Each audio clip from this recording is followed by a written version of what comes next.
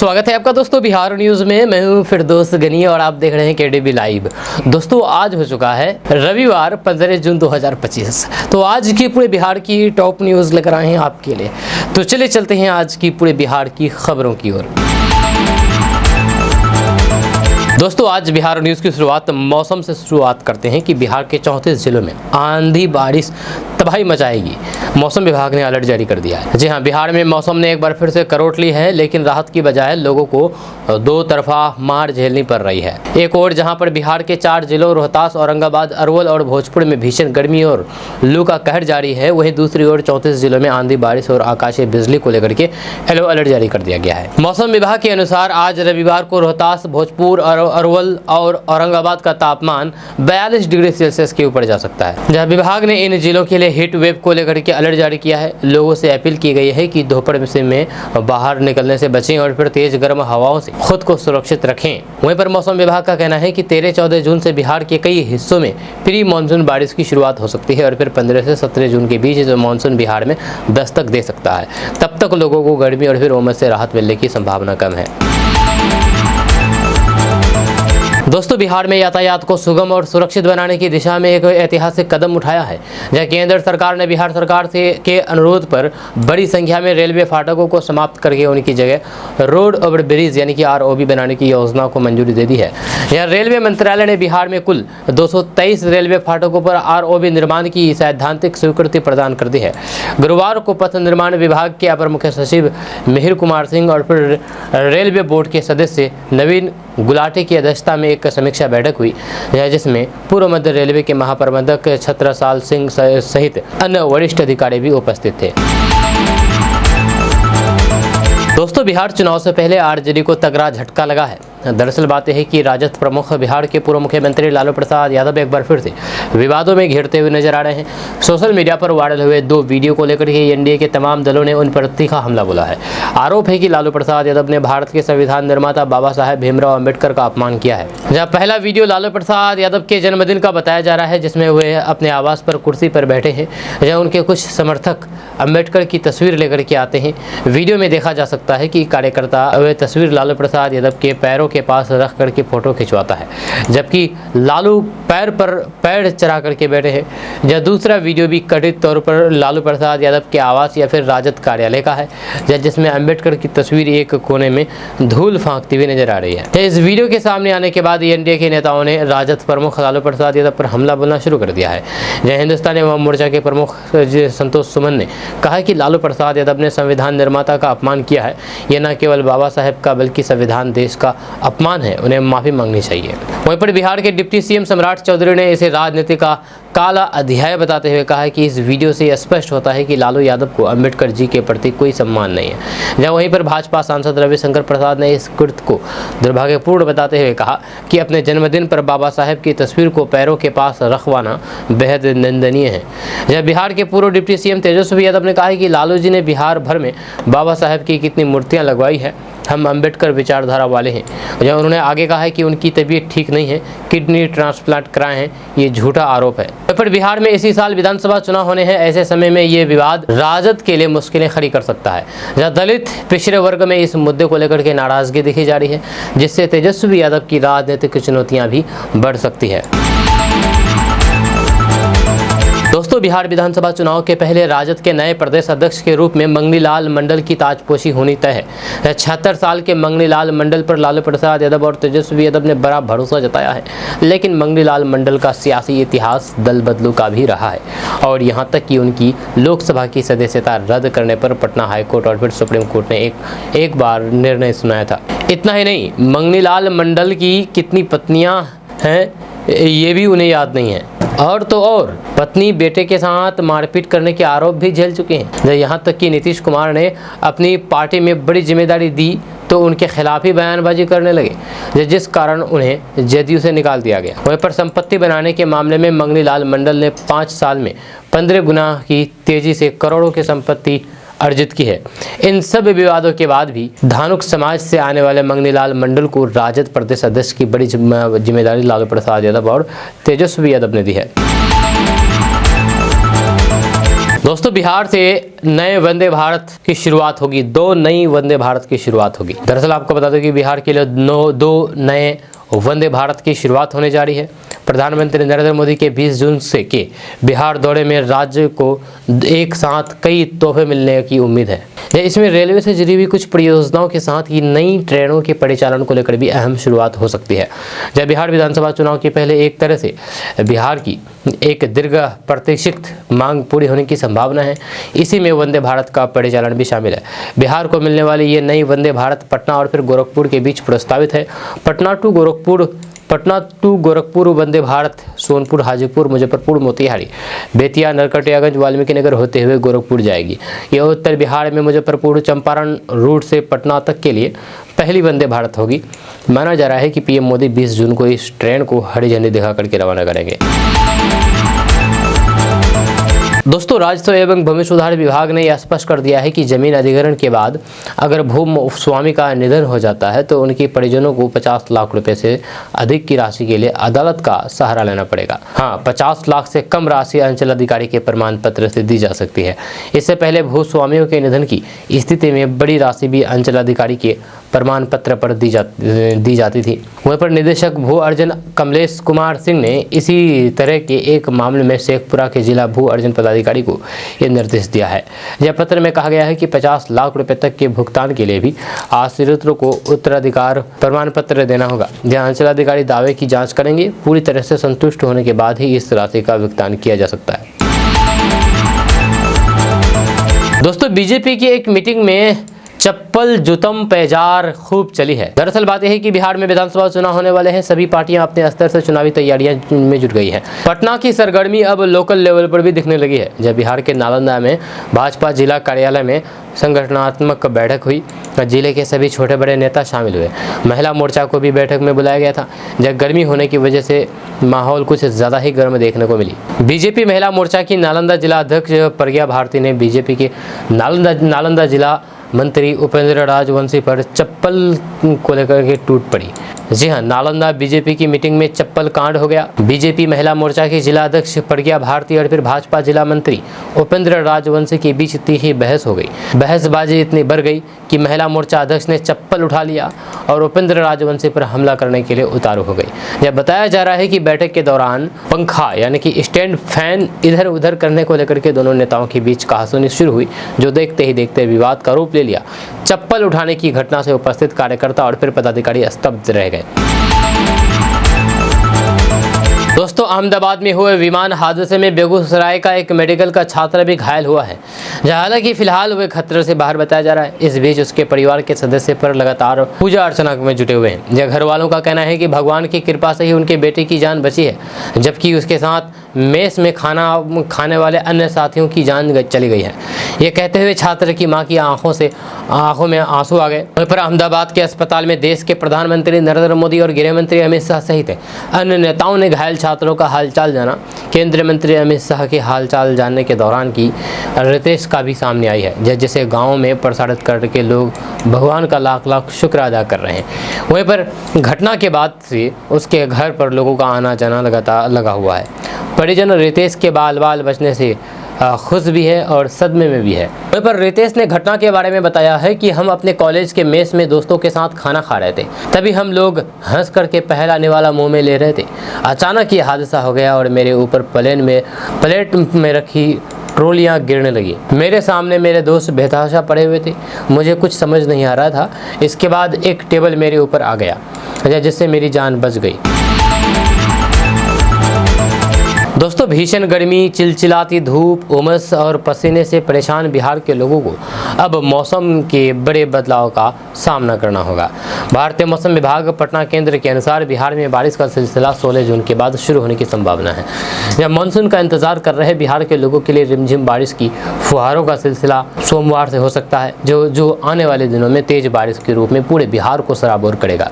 जब विभाग के माने तो अगले 48 घंटे में बिहार के लिए मानसून बारिश का इंतजार खत्म हो जाएगा। वहीं पर मौसम विभाग के विशेषज्ञ आनंद शंकर के अनुसार बिहार में मौसम ने मिजाज बदला है। वहीं पर 14 जून को 19 जिलों में आंधी बारिश और फिर वज्रपात की संभावना है। बिहार के कई जिलों में येलो अलर्ट जारी किया गया है। मौसम विभाग की माने तो दक्षिण पश्चिमी मानसून फिलहाल बिहार की सीमा से सटे सिक्किम और फिर पश्चिम बंगाल के उत्तरी हिस्सों में ही अटका हुआ है। IMD मौसम विभाग के अनुसार दक्षिण पश्चिमी मानसून का एक अन्य प्रवेश अगले 2 दिनों में विदर्भ, छत्तीसगढ़ और फिर ओडिशा के कुछ हिस्सों में प्रवेश कर सकता है। इसके बाद ये धीरे धीरे पश्चिम बंगाल, झारखंड और फिर बिहार की ओर बढ़ेगा। मौसम विभाग के अनुसार अमूमन इसके बिहार में प्रवेश करने की तारीख 13 जून से 15 जून होती है, लेकिन इस सीजन में 16 जून तक बिहार में मानसून के आने की परिस्थिति अनुकूल नहीं है। ऐसे में अगले 48 घंटे तक बारिश नहीं होगी, लेकिन इसके बाद बारिश के आसार हैं। मौसम विभाग के अनुसार पटना सहित 8 शहरों का अधिकतम तापमान 40 डिग्री सेल्सियस या फिर उससे अधिक रहा। इसमें गोपालगंज, गया, आरा, छपरा, औरंगाबाद और दरभंगा भी शामिल है। सबसे अधिक तापमान 42.2 डिग्री सेल्सियस डेहरी में और सबसे कम तापमान 26.4 डिग्री सेल्सियस बांका में दर्ज किया गया है। दोस्तों, गिरिराज सिंह ने लालू को परिवार का पोषक, तानाशाह और गरीबों का दुश्मन बताया है। उन्होंने कहा कि जिस बाबा साहेब को दुनिया सिर पर रखती है उसे लालू ने अपने पैर के नीचे रखा है। दरअसल बात है कि राजद सुप्रीमो लालू प्रसाद यादव एक बार फिर से विवादों में घिर गए हैं। मामला बाबा साहेब भीमराव अंबेडकर के अपमान से जुड़ा हुआ है। दरअसल लालू प्रसाद यादव के 78वें जन्मदिन पर वायरल एक वीडियो में एक व्यक्ति लालू के पैर के पास बाबा साहेब भीमराव अंबेडकर की तस्वीर छुआ करके हटाता दिख रहा है। इसे लेकर के बिहार की राजनीतिक पार्टियां लालू पर हमलावर हो गई है। केंद्रीय मंत्री गिरिराज सिंह ने भी लालू को परिवार का पोषक, तानाशाह और गरीबों का दुश्मन बताते हुए कहा कि जिस बाबा साहेब को दुनिया सिर पर रखती है उसे लालू ने अपने पैर के नीचे रखा है। दोस्तों, बिहार विधानसभा चुनाव को देखते हुए एनडीए के घटक दलों में शाहमात का खेल लगातार जारी है। शायद यही वजह है कि लोजपा रामविलास प्रमुख केंद्रीय मंत्री चिराग पासवान की कथित घेराबंदी के लिए मुख्यमंत्री नीतीश कुमार की जदयू की नेता पसीना बहा रहे हैं। कहा जा रहा है कि चिराग पासवान की पसंदीदा 9 सीटों पर पेंच फंसाने की कोशिश चल रही है।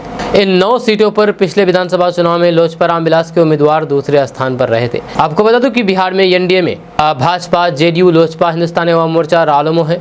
यहाँ की 243 सीटों में भाजपा और फिर जेडीयू में लगभग 100 सीटों पर चुनाव लड़ने की अघोषित सहमति बन गई चुकी है। बची हुई 43 सीट में से ही लोजपा रामविलास, हिंदुस्तानी अवाम मोर्चा और फिर रालोमो को मिलना है। किसे कितनी सीटें मिलेगी इसकी जानकारी आधिकारिक तौर पर घोषणा होने के बाद ही होगी। हालांकि सीटों को लेकर के महत्वाकांक्षा के कारण इन दलों में उत्साह कम दिख रहा है। इसमें भी आपसी सहमत का मामला अलग है। चिराग पासवान की पार्टी 2020 विधानसभा चुनाव में अलग से चुनाव लड़ी थी। चिराग पासवान ने बिहार में कुल 237 सीटों पर अपने प्रत्याशी उतारे थे। इनमें सिर्फ एक उम्मीदवार की जीत हुई थी, उसने भी बाद में पार्टी छोड़ दी थी। खास बात यह है कि 137 में 9 विधानसभा सीटों पर लोजपा रामविलास के प्रत्याशी दूसरे नंबर पर रहे थे। पार्टी सूत्रों का कहना है कि एनडीए के घटक होने के नाते चाहे लोजपा रामविलास के खाते में जितनी भी सीटें आए वह अलग विषय है। फिलहाल चिराग पासवान उन 9 सीटों पर अपने उम्मीदवार जरूर उतारना चाहते हैं जहां उनकी पार्टी के प्रत्याशी 2020 में दूसरे नंबर पर थे। जहां कहा जा रहा है कि इसे लेकर के जेडीयू के नेता अड़चन पैदा कर रहे हैं। इन सीटों पर जेडीयू अपना प्रत्याशी उतारना चाहती है, यानी कि घटक दलों में भी कथित तौर पर शाहमात का खेल जारी है। जब बिहार के जिन 9 सीटों पर लोजपा उम्मीदवार दूसरे नंबर पर रहे थे उनमें ब्रह्मपुर बक्सर, दिनारा रोहतास, हरनौत नालंदा, जगदीशपुर भोजपुर, कदवा कटिहार, कस्बा पूर्णिया, ओबरा औरंगाबाद, रघुनाथपुर सिवान और रुपोली पूर्णिया का नाम शामिल है। दोस्तों, नीट की तरफ से मेडिकल प्रवेश परीक्षा नीट यूजी 2025 का रिजल्ट जारी कर दिया गया है। नीट परीक्षा में शामिल स्टूडेंट वेबसाइट exam.nta.ac.in पर जाकर के रिजल्ट चेक कर सकते हैं। इस परीक्षा में बिहार का दबदबा एक बार फिर से देखने को मिला है। इस बार बिहार के कुल 80,954 स्टूडेंट नीट यूजी परीक्षा में शामिल हुए। नीट यूजी का रिजल्ट जारी होने के साथ साथ टॉपर्स लिस्ट भी जारी हुई है। नीट यूजी परीक्षा टॉप 100 में बिहार से कोई नहीं है, लेकिन अलग अलग स्टेट से बिहार के स्टूडेंट ने फॉर्म भर करके बेहतर प्रदर्शन किया है। आपको बता दूं कि बिहार के बेतिया जिला के रहने वाले मुरनाल झा को रैंक 4 प्राप्त हुआ है। मुरनाल को ऑल इंडिया रैंक 4 मिला है। इसमें उन्हें 99% प्राप्त हुआ है। हालांकि मुनाल ने दिल्ली में रह करके नीट की परीक्षा दी थी, ऐसे में उनका नाम दिल्ली से टॉपर्स लिस्ट में शामिल है। नीट यूजी में बिहार की राजधानी पटना की रहने वाली आशीष सिंह ने भी टॉपर्स लिस्ट में जगह बनाई है। आशीष सिंह को नीट में ऑल इंडिया रैंक 12 प्राप्त हुआ है। उन्हें इस परीक्षा में 99.99% मिला है, वो भी दिल्ली से परीक्षा में शामिल हुई थी। जब बिहार की रहने वाली मुस्कान आनंद स्टेट टॉपर बनी है, उन्हें ऑल इंडिया रैंक 112 प्राप्त हुई है। दोस्तों, बिहार में पटना एसएसपी सहित 18 आईपीएस का ट्रांसफर किया गया है, जिसके बाद अब नीतीश सरकार विपक्ष के निशाने पर आ गई है। जहां राजद ने सरकार पर बिहार में ट्रांसफर पोस्टिंग का आरोप लगाया है, वहीं जनसुराज प्रमुख प्रशांत किशोर ने ट्रांसफर के फैसले पर ही सवाल उठा दिया है। जब प्रशांत किशोर ने कहा है कि सवाल ये नहीं है कि आईपीएस का ट्रांसफर हुआ है, बल्कि सवाल ये है कि ये ट्रांसफर किसने किया है। प्रशांत किशोर ने कहा है कि बिहार में खराब कानून व्यवस्था को लेकर के अब सिर्फ ट्रांसफर पोस्टिंग करके पल्ला झाड़ने का काम किया जा रहा है। आज जिन अधिकारियों का ट्रांसफर किया गया है, उन्हें नीतीश कुमार तो नहीं कर सकते हैं, क्योंकि उन्हें अपने कैबिनेट के मंत्रियों के नाम तो याद नहीं रहता। अधिकारियों का ट्रांसफर कैसे कर सकते हैं? सब जानते हैं कि ये किसके इशारे पर किया गया है।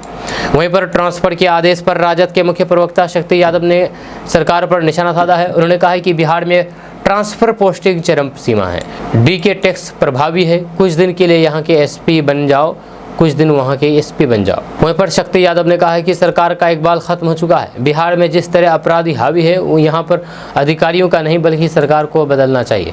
हर अधिकारी की पोस्टिंग के लिए मूल्य तय है, जब सब अधिकारियों को पता है कि कितना देना है। सीएम अचेत है, उन पर जब तक दवाई का असर है तब तक ही काम करते हैं, बाकी वे अचेत अवस्था में रहते हैं। दोस्तों, जनसुराज के संस्थापक प्रशांत किशोर ने कहा है कि बिहार ऐतिहासिक बदलाव के मुहाने पर खड़ा है, जहां पर 60% से अधिक लोग बदलाव चाहते हैं। गांव में अपने 2 साल के अभियान के बारे में बात करते हुए प्रशांत किशोर ने इस बात पर जोर दिया है कि बिहार के लोग अपने बच्चों के लिए शिक्षा और फिर रोजगार के अवसर चाहते हैं और गरीबी सीमित राजनीतिक विकल्पों और फिर लालू प्रसाद यादव और भाजपा नेता जैसे नेताओं के डर से होने वाली कठिनाइयों से थक चुके हैं। माहौल बदल रहा है। जहाँ प्रशांत किशोर ने कहा है कि हम पिछले 2 सालों से कह रहे हैं कि माहौल बदल रहा है, इस बार बिहार में इतिहास लिखा जाएगा। जब पिछले 2 सालों से हम गांव-गांव घूम करके कह रहे हैं कि बिहार में 60% से ज़्यादा लोग बदलाव चाहते हैं, वे अपने बच्चों के लिए शिक्षा और फिर रोजगार चाहते हैं। लोग मुश्किलों से जूझ रहे हैं, वे विकल्पहीनता और लालू और फिर भाजपा के डर के कारण ऐसे जी रहे थे।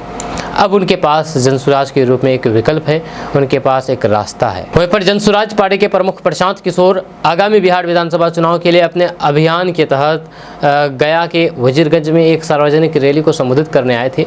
इस बीच केंद्रीय मंत्री और लोक जनशक्ति पार्टी के अध्यक्ष चिराग पासवान ने पहले घोषणा की है कि वे आगामी बिहार विधानसभा चुनाव लड़ेंगे। आरा में एक जनसभा को संबोधित करते हुए चिराग पासवान ने घोषणा की कि उनकी पार्टी एनडीए की जीत सुनिश्चित करने के लिए सभी 243 विधानसभा सीटों पर उनका समर्थन करेगी। चिराग पासवान ने कहा था कि जो लोग पूछते हैं कि मैं कहां से चुनाव लड़ूंगा, मैं उनको बता देना चाहता हूं कि मेरी पार्टी लोक जनशक्ति पार्टी और मैं एनडीए उम्मीदवारों को जिताने और एनडीए गठबंधन को मजबूत करने के लिए 243 सीटों पर चुनाव लड़ेंगे। मेरा लक्ष्य है कि एनडीए जीत की ओर बढ़े। जेडीयू के लिए पारंपरिक रूप से कमजोर क्षेत्र आरा में घोषणा करते हुए चिराग पासवान ने कहा कि वे बिहार से ही नहीं बल्कि बिहार के लिए चुनाव लड़ेंगे। दोस्तों, प्रशांत किशोर ने लालू के साथ साथ राहुल गांधी पर जमकर के हमला बोला है। उन्होंने कहा है कि संविधान लेकर के घूमने वाले क्या अंबेडकर के अपमान का जवाब देंगे। जनसुराज के सूत्रधार प्रशांत किशोर बिहार बदलाव यात्रा के तहत कल मुजफ्फरपुर और सीतामढ़ी में 1 दिवसीय दौरे पर पहुंचे। मुजफ्फरपुर के औराई प्रखंड में जनसभा को संबोधित करने के बाद पत्रकारों से बातचीत करते हुए बाबा साहेब भीमराव अंबेडकर का अपमान करने वाले राजद सुप्रीमो लालू प्रसाद यादव पर भड़क गए और कहने लगे कि ये लोग सामाजिक न्याय का नारा देकर के लोगों को आपस में लड़ा करके राजनीति करना चाहते हैं। लालू यादव बाबा साहेब की ये तस्वीर के सामने पैर पर पैर रख करके बैठ रहे हैं, या ऐसा उनको नहीं करना चाहिए। प्रशांत किशोर ने कहा है कि पिछले 30 सालों से लालू यादव सिर्फ सामाजिक न्याय का नारा देकर के अपने परिवार और अपने बच्चों का भला कर रहे हैं। उनके पास ना तो कोई विजन है और ना ही वे समाज के लिए कुछ करना चाहते हैं। वे सिर्फ लोगों को जाति के आधार पर लड़ा करके राजनीति करना चाहते हैं। प्रशांत किशोर ने कहा है कि पिछले 30 सालों में बिहार में सिर्फ भ्रष्टाचार किया है और फिर पूरे बिहार को मजदूरों की फैक्ट्री में बदल दिया गया। और अगर उन्होंने बाबा साहेब की तस्वीर पर पैर रखा है तो फिर ये अपमानजनक बात है। इसके साथ ही उनके सहयोगी और फिर नेता प्रतिपक्ष राहुल गांधी पर भी तंज कसते हुए कहा कि संविधान लेकर के घूमने वाले राहुल गांधी को भी इस पर जवाब देना चाहिए। क्या उनमें इस पर टिप्पणी करने की हिम्मत है? देश लीडर के हाथ में नहीं बल्कि डीलर के हाथ में है। ये कहना मेरा नहीं है, ये कहना है कन्हैया कुमार का। बिहार में कन्हैया कुमार ने ये बातें कही है। कांग्रेस नेता कन्हैया कुमार, जो सुपौल में कांग्रेस की ओर से सामाजिक न्याय यात्रा के तहत एक संवाद कार्यक्रम आयोजित किया गया था, जिसमें कांग्रेस के राष्ट्रीय नेता कन्हैया कुमार और राष्ट्रीय प्रवक्ता अनुपम शामिल हुए। सामाजिक न्याय संवाद कार्यक्रम में कन्हैया कुमार ने जनसभा को संबोधित करते हुए केंद्र सरकार की तीखी आलोचना की है। अपने तीखे बयान में उन्होंने कहा कि देश अब लीडर के हाथों में नहीं है बल्कि डीलर के हाथों में है, जो देश की संपत्तियों का सौदा कर रहे हैं। जहाँ कन्हैया कुमार ने कहा है कि समाज को समानता की ओर ले जाना ही इस यात्रा का मूल उद्देश्य है। उन्होंने देश की मौजूदा हालात को लेकर कहा है कि आज हम कहीं भी सुरक्षित नहीं है। जहाँ कुंभ में जाते हैं तो फिर भगदड़, ट्रेन में बैठते हैं तो एक्सीडेंट, सड़क पर चलते हैं तो हादसा और प्लेन में सफर करते हैं तो जान गंवानी पड़ती है। फिर भी अंधभक्त कहते हैं कि देश सुरक्षित हाथों में है। कन्हैया कुमार ने निजीकरण पर हमला करते हुए कहा है कि आज ट्रेन बिक रही है, प्लेन बिक रही है, देश की संपत्तियां औने पौने दाम पर कुछ खास दोस्तों को बेची जा रही है। उन्होंने ये भी कहा है कि देश में चुनाव की चर्चा गलत दिशा में जा रही है। जहां हर कोई पूछ रहा है कि अगला मुख्यमंत्री कौन होगा, लेकिन सवाल ये होना चाहिए कि क्या हमारे लिए स्कूल बनेगा, क्या अस्पताल बनेगा, क्या सड़क बनेगी। अगर ये नहीं होगा तो फिर कौन मुख्यमंत्री बनाए या फिर प्रधानमंत्री बनाए, इससे क्या फर्क पड़ता है। जय कन्हैया कुमार ने कांग्रेस कार्यकर्ताओं से आह्वान किया है कि वे सिर्फ सुपौल की 5 विधानसभा सीटों पर नहीं बल्कि पूरे बिहार की 243 विधानसभा सीटों पर सामाजिक परिवर्तन का बिगुल बजाएं। उन्होंने कहा है कि प्रत्याशी कौन है, चुनाव चिन्ह क्या है, ये नहीं देखना है, ये देखना है कि इस देश में एक संघर्ष चल रहा है अन्याय बनाम न्याय का। उन्होंने देश की आर्थिक नीतियों पर सवाल उठाते हुए कहा है कि सरकार गरीबों से टैक्स वसूलती है और अमीरों का कर्ज माफ कर देती है। 16 लाख करोड़ रुपए का कर्ज बड़े उद्योगपतियों का माफ़ कर दिया गया है और फिर गरीबों से कहा जाता है कि सड़क बनाने के लिए पैसे नहीं है, अस्पताल के लिए फंड नहीं है, शिक्षा और रोजगार के लिए बजट नहीं है। दोस्तों, डोमिसाइल नीति को लेकर के तेजस्वी यादव ने बड़ा बयान दे दिया है। आपको बता दूं कि आरजेडी नेता और बिहार के पूर्व उप मुख्यमंत्री तेजस्वी प्रसाद यादव ने कहा कि बिहार में महागठबंधन की सरकार बनी तो फिर बिहार में 100% और डोमिसाइल नीति लागू होगी। उन्होंने भाजपा पर निशाना साधते हुए उसे झूठी पार्टी बताया है। तेजस्वी यादव ने पटना में आयोजित पाल महासम्मेलन में लोगों को संबोधित कर रहे थे। तेजस्वी यादव ने कहा कि आज बच्चों को प्रतियोगिता परीक्षा देने जाने के लिए अभिभावकों से पैसे लेने पड़ते हैं, लेकिन जब महागठबंधन की सरकार आएगी तो फिर परीक्षा देने के लिए आने जाने का खर्च सरकार वहन करेगी। वहीं पर आरजेडी नेता तेजस्वी यादव ने कहा है कि दुखद होता है कि बिहार सबसे गरीब राज्य है और सबसे अधिक पलायन यहाँ से हो रहा है। इस प्रदेश में सबसे ज्यादा बेरोजगारी है। 20 साल से नीतीश कुमार मुख्यमंत्री है, लेकिन बिहार का क्या विकास हुआ है। उन्होंने कहा है कि बिहार में आम लोग अफसरशाही से परेशान हैं। जब बीजेपी को बड़ा झूठा पार्टी कहते हुए उन्होंने कहा कि बिहार में कानून व्यवस्था की स्थिति ऐसी है कि बिहार में कब और कहां गोली चल जाए कोई नहीं जानता। बिहार अब सुरक्षित हाथों में नहीं है। जनता अब 20 साल पुरानी सरकार को नहीं चाहती है, अब गाड़ी बदलने की बारी है। उन्होंने पाल समाज के लोगों का से आह्वान किया है करते हुए कहा कि सब बिहार को बदलने के लिए साथ दीजिए। इससे पहले पटना के श्री कृष्ण मेमोरियल हॉल में आयोजित पाल सम्मेलन में पूर्व उप मुख्यमंत्री तेजस्वी प्रसाद यादव को समुदाय की ओर से एक जीवित भेड़ उपहार भेंट की गई थी। भेड़ तेजस्वी यादव ने मंच पर उस भेड़ को सहज भाव से स्वीकार किया। इस कार्यक्रम में भेड़ को पाल समाज की पारंपरिक आजीविका और फिर पहचान का प्रतीक माना गया। जब बताया गया कि तेजस्वी सम्मेलन से जाने के दौरान भेड़ को भी साथ ले गए। दोस्तों, बिहार से बाहर रहने वाले लोग अब मोबाइल से वोट कर सकेंगे। दरअसल बात यह है कि बिहार में पहली बार स्मार्टफोन के जरिए मतदान करने की सुविधा मिलने जा रही है। बिहार ई वोटिंग करने वाला पहला राज्य होगा। अब तक किसी दूसरे राज्य में इसकी शुरुआत नहीं हुई है। इसका इस्तेमाल कौन मतदाता कर सकेंगे, इसकी जानकारी भी दी गई है। आपको बता दूं कि बिहार में नगर पालिका उपचुनाव के दौरान ई वोटिंग की शुरुआत की जाएगी। राज्य निर्वाचन आयोग ने साफ कर दिया है कि अब गर्भवती महिलाएं, 80 वर्ष से ऊपर के बुजुर्ग, दिव्यांग, असाध्य रोगों से ग्रसित मरीज और प्रवासी बिहारी जो कामकाज के लिए बिहार से बाहर हैं, वे ई वोटिंग के जरिए मतदान कर सकते हैं। अपने स्मार्टफोन से ही घर बैठे हुए वोटिंग प्रक्रिया में हिस्सा ले सकेंगे। ऐसे मतदाता अब अपने मोबाइल फोन से ही वोट डाल सकेंगे, लेकिन ये भी ज़रूरी है कि उनके पास 5G या फिर उससे ऊपर का एंड्रॉयड स्मार्टफोन हो। वोट डालने के लिए एक विशेष ऐप की मदद लेनी होगी। इस ऐप को आप गूगल प्ले स्टोर या फिर निर्वाचन आयोग की वेबसाइट से डाउनलोड कर सकेंगे। जहाँ वोट डालने के बाद मतदाता को डिजिटल ई बैलेट पर अपनी पसंद की पुष्टि भी देखने को मिलेगी। यानी कि वोट देने के बाद जिस तरह से वो वीवीपैट मशीन में अपने वोट की पुष्टि कागज़ दे करके करते हैं, ठीक वैसे ही कुछ यहाँ भी होगा। अब सवाल है कि कैसे वोटिंग कर सकेंगे। तो आपको बता दूं कि सबसे पहले ऐप डाउनलोड करना होगा। ऐप ऐप खोलने के बाद ई वोटिंग पंजीकरण पर क्लिक करना होगा, अपना ईपिक नंबर या फिर नाम डालना होगा, फिर OTP से पुष्टि करना होगा। इसके बाद अपनी पात्रता चुनना होगा। एक मोबाइल से अधिक 2 लोगों का पंजीकरण किया जा सकता है। जिस मोबाइल नंबर से रजिस्ट्रेशन होगा वोटिंग भी उसी से होगी। दोस्तों, बिहार में शिक्षा के मंदिर कलंकित हो गई है। आपको बता दो कि बच्चे अगर अपने घर के बाद सबसे ज़्यादा कहीं सुरक्षित रहते हैं तो वही जगह है स्कूल। लेकिन उस वक्त क्या हो जब स्कूल में पढ़ाने वाला टीचर ही उन पर गंदी नज़र रखे और फिर उन्हें लेकर के फरार हो जाए। जी हाँ, शिक्षा के मंदिर को कलंकित करने वाला ये मामला बिहार के भागलपुर जिले के कहलगांव अनुमंडल के रसलपुर थाना क्षेत्र से सामने आया है। यहाँ के जवाहरलाल नेहरू उच्च विद्यालय धनोरा में पढ़ने वाली 9वीं कक्षा की 2 छात्राएं 27 मई को घर से लापता हो गई। परिजनों ने जब उनके बारे में खोजबीन की तो फिर पता चला है कि लड़कियों को उनके स्कूल में पढ़ाने वाले शिक्षक हरिओम यादव लेकर के भागा है। परिजनों ने आरोपी शिक्षक के खिलाफ रसलपुर थाना में शिकायत दर्ज कराई है।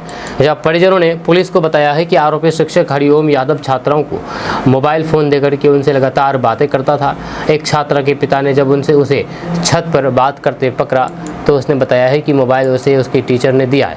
पूछताछ में ये भी पता चला है कि दूसरी छात्रा को भी हरिओम ने मोबाइल दिया था और वह भी उसे बात करती थी। जब परिजनों ने जब टीचर से बात की तो उसने उल्टा उसे धमकाने की कोशिश की। जब छात्रा की मां ने बताया है कि हरिओम यादव बांका जिले का निवासी है और छात्रों को ट्यूशन भी पढ़ाता था। जब छात्राओं के परिजनों ने मीडिया को बताया है कि टीचर को बार बार मना करने के बाद भी जब वो नहीं माना तो उन्होंने इसकी शिकायत स्कूल प्रबंधक से की, लेकिन समय रहते आरोपी टीचर के ऊपर प्रबंधक ने कोई भी कार्रवाई नहीं की, जिसके बाद टीचर दोनों छात्राओं को लेकर के फरार हो गया।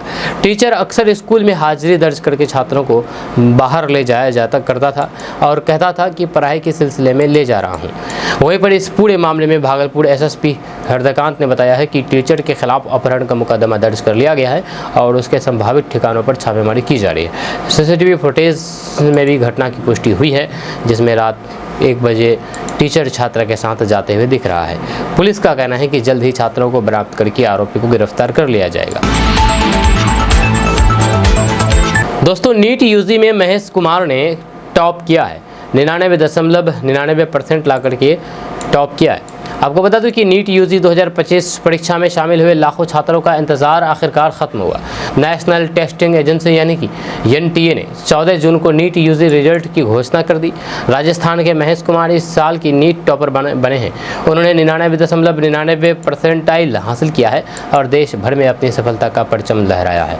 महेश हनुमानगढ़ जिले के डबली राठन गांव के रहने वाले हैं। जब उनकी इस सफलता पर उनके गांव में खुशी की लहर है।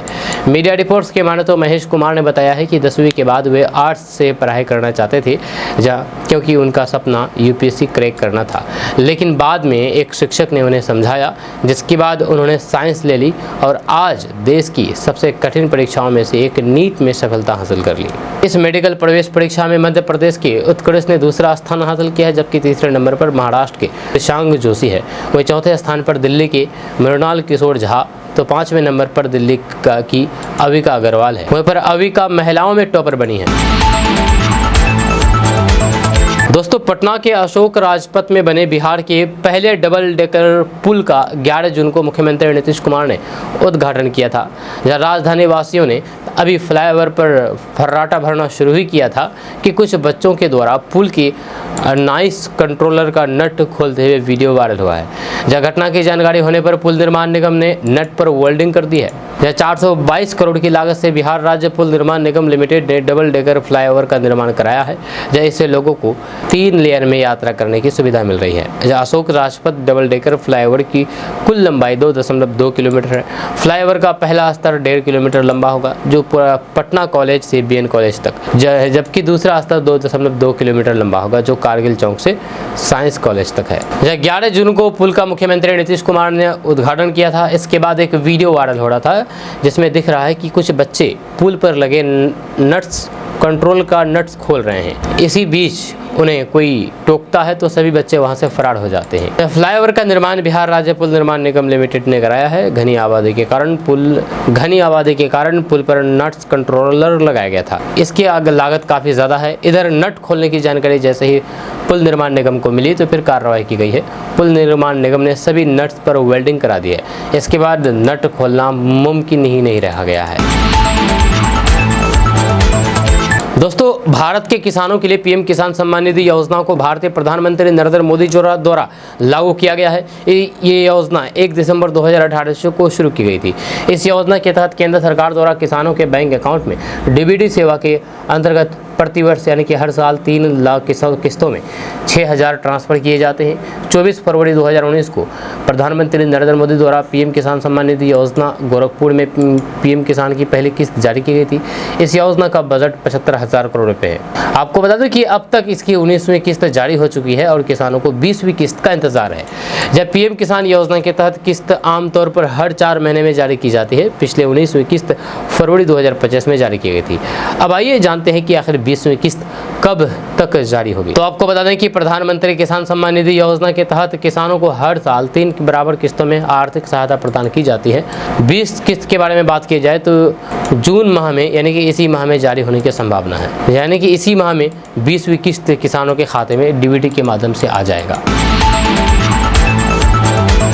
दोस्तों, पूर्णिया के निर्दलीय सांसद कांग्रेस नेता पप्पू यादव ने इंडिया गठबंधन की कोऑर्डिनेशन कमेटी के चेयरमैन तेजस्वी यादव को हिदायत दी है। उन्होंने नाम लिए बिना कहा कि दल अपने उम्मीदवार तय करने में सक्षम है, इसलिए किसी को हेडमास्टर बनने की जरूरत नहीं है। पप्पू यादव ने कहा है कि कांग्रेस में कौन कौन चुनाव लड़ेगा ये पार्टी के प्रभारी और नेता तय करेंगे। जहाँ आप ये नहीं तय कर सकते हैं कि किस दल से कौन चुनाव लड़े। वहीं पर कांग्रेस के माए बाप राहुल गांधी, प्रियंका गांधी और खड़गे हैं। विचारधारा का नेतृत्व कांग्रेस खुद करती है, न कि कोई और। जब बिहार विधानसभा चुनाव की तैयारी के तहत 12 जून को पटना में तेजस्वी यादव के आवास पर महागठबंधन की बैठक हुई थी। जब इसमें निर्णय लिया गया है कि अगली बैठक में सभी दल अपने अपने दावे वाले क्षेत्र से प्रत्याशियों की सूची देंगे। लेकिन इस बैठक को लेकर के असंतोष खोल करके सामने आने लगा है। जब पहले झारखंड मुक्ति मोर्चा ने आपत्ति जताई कि उसे बैठक में आमंत्रित नहीं किया गया। अब कांग्रेस नेता पप्पू यादव ने तेजस्वी यादव के नेतृत्व और रवैये पर सवाल उठाए हैं। जब तेजस्वी यादव को महागठबंधन का सीएम चेहरा घोषित करने के बाद अब प्रत्याशी चयन को लेकर भी अंदरूनी खींचतान सामने आ रही है। जहां कांग्रेस के बिहार प्रभारी कृष्ण अल्लावरो पहले ही स्पष्ट कर चुके हैं कि तेजस्वी सिर्फ समन्वय समिति के अध्यक्ष है, न कि गठबंधन के मुख्यमंत्री पद के फाइनल उम्मीदवार। उन्होंने ये भी कहा था कि सीएम फेस अभी तय नहीं हुआ है। जब पटना में पत्रकारों से बातचीत करते हुए पप्पू यादव ने कहा है कि इंडिया गठबंधन के घटक दलों को मेरी सलाह है कि हेड मास्टर मत बनिए। हर पार्टी स्वतंत्र है और अपने फैसले खुद ले सकती है। दोस्तों, सीएम नीतीश कुमार के नेतृत्व में बिहार का हर गांव विकास की मुख्य धारा से जुड़ रहा है। जब ग्रामीण कार्य मंत्री अशोक चौधरी का ये बयान है। आपको बता दूं कि बिहार के ग्रामीण क्षेत्रों को आर्थिक, सामाजिक एवं संरचनात्मक रूप से सशक्त बनाने की दिशा में एक और महत्वपूर्ण कदम उठाते हुए ग्रामीण कार्य विभाग बिहार सरकार द्वारा फुलवाड़ी विधानसभा में क्षेत्र में साल 2024-25 एवं 2025-26 के लिए कुल 118 करोड़ की लागत से 100 किलोमीटर से अधिक ग्रामीण सड़कों और फिर पुल पुलियों के निर्माण की स्वीकृति दी गई है। सभा को संबोधित करते हुए कहा है कि ये महज सड़क निर्माण का कार्य नहीं बल्कि मुख्यमंत्री नीतीश कुमार जी के नेतृत्व में न्याय के साथ विकास की नीति को धरातल पर उतारने का ठोस प्रयास है। बिहार का दुरुस्त गांव भी अब पक्की सड़कों से जुड़ रहा है और ये सब पर ही सामाजिक न्याय, आर्थिक समावेश और फिर जीवन की गुणवत्ता में सुधार का आधार बन रहा है। दोस्तों, बिहार पुलिस लग्जरी गाड़ियों को सस्ते दाम पर बेचने जा रही है। जब बिहार के शेखपुरा में शराबबंदी के दौरान शराब तस्करी करते हुए पकड़े गए वाहनों की नीलामी की जाएगी। जिला प्रशासन द्वारा इस मामले में उत्पाद विभाग द्वारा पकड़े गए सभी गाड़ियों की नीलामी को लेकर के 11 जुलाई की तिथि निर्धारित की गई है। इसमें मोटरसाइकिल, कार, वाहन, टेम्पो मिलाकर के कुल 16 शराब तस्करों में प्रयोग किए गए गाड़ियों की सूची तैयार की गई है। जिला प्रशासन द्वारा जारी सूचना में गाड़ियों के प्रकार के साथ साथ उनके स्वामी के नाम और फिर उसकी कीमत के बारे में भी जानकारी आम लोगों को प्रदान की गई है। इस सूचना को जिला की आधिकारिक वेबसाइट पर भी आम लोगों के लिए अपलोड कर दिया गया है। यह वाहन की कीमत का 20% नीलामी के समय एडवांस राशि के तौर पर जमा करना होगा।